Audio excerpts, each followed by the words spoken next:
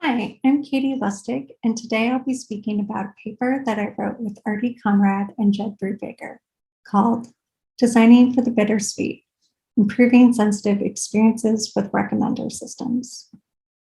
Before we dive in, you should be aware that both this talk and the paper mention death.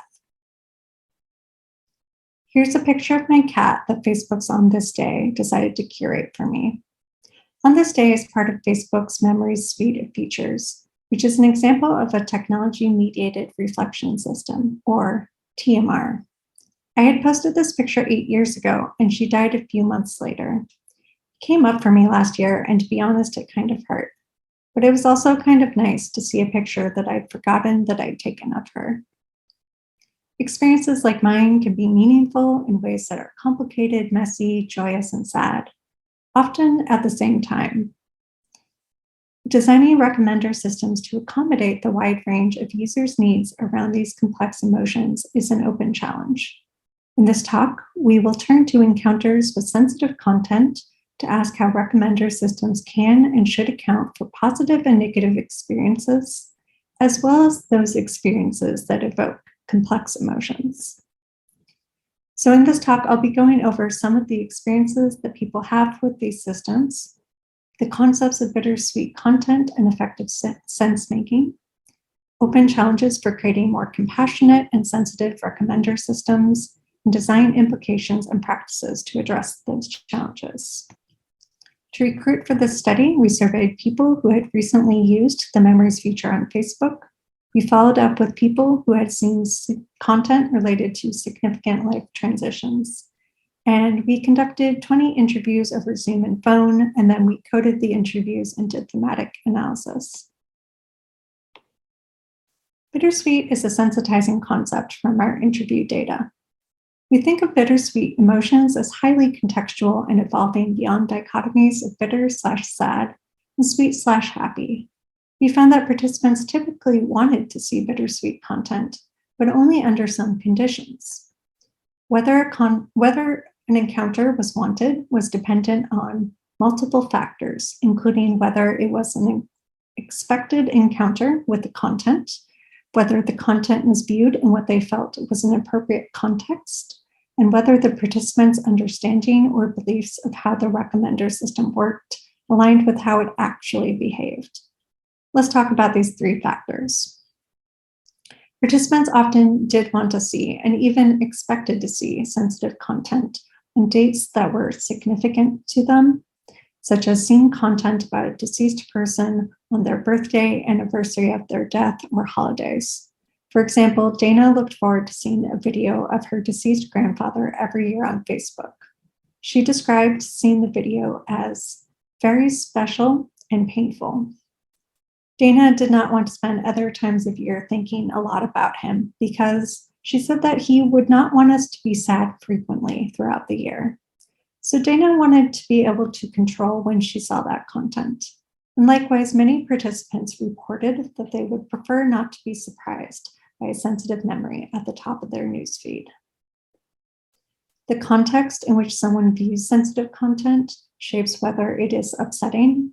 Participants usually viewed Facebook on their phone, and they usually saw Memories posts in the morning as part of their routine.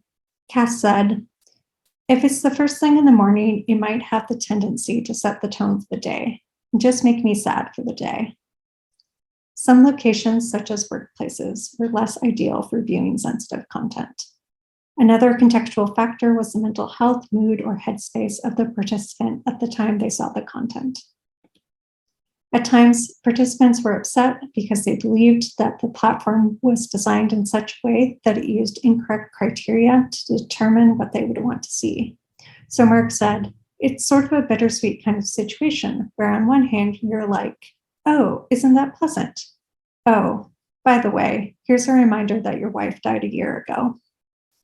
Along with many other participants, he hypothesized that the Memories algorithms were designed to select only happy and/or significant memories, and thus the algorithms had misinterpreted bittersweet content as happy content, and participants perceived that content as being displayed in a cheerful way.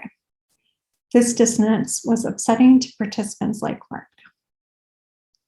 Next, I'll talk about how these three factors map onto our design and practice implications. We drew inspiration from Baumer and Silberman's work on when not to design. They urge researchers to engage in a critical, reflective dialogue about how and why HCI systems are built. They ask a series of questions to technologists to offer one set of techniques for engaging in such dialogue, which we adapted for the context of recommender systems. We use these new provocations to develop insights about each of our three main findings. First, we think there are things that we can learn about expectedness from other contexts, especially non-technological ones, such as scrapbooks, where bittersweet content is common. In order to evaluate trade-offs between expectedness and discovery, designers will have to consider the benefits and harms of recommender systems, which enable discovery, relative to their non-digital counterparts, which behave in more predictable ways. Second, using empirical research, we were able to identify some contextual factors that make encounters with bittersweet content negative. And likewise, we urge researchers to work closely with users to identify the context in which they have upsetting experiences with content. We had initial assumptions about which encounters were harmful that turned out to be wrong. And there is a wealth of prior work in HCI that has produced methodologies that can help other researchers to interrogate their own assumptions about the contextual aspects of harm, such as reflexive design. Lastly, some participants found the dissonance between the expected behavior of the TMR and how it actually behaved to be upsetting, but they felt there was nothing they could do to stop the content from being shown to them because they did not have a way to provide feedback on the selection criteria. So designing for effective sense-making requires us to both aid users in understanding a system and provide them with more opportunities for feedback. And more user feedback could expand computational tractability and help researchers develop new human-centered metrics to evaluate the benefits and harms of such systems. Ultimately, this talk was a story about how people find bittersweet content meaningful. We want researchers and designers to create recommender systems that do not make sensitive content any more bitter than it needs to be, with the hope that they can represent users' desires for both the bitter and the sweet. We are indebted to all the recommender systems that have, over the years, given us an appreciation for the joys and heartbreaks of encountering bittersweet content. Thank you.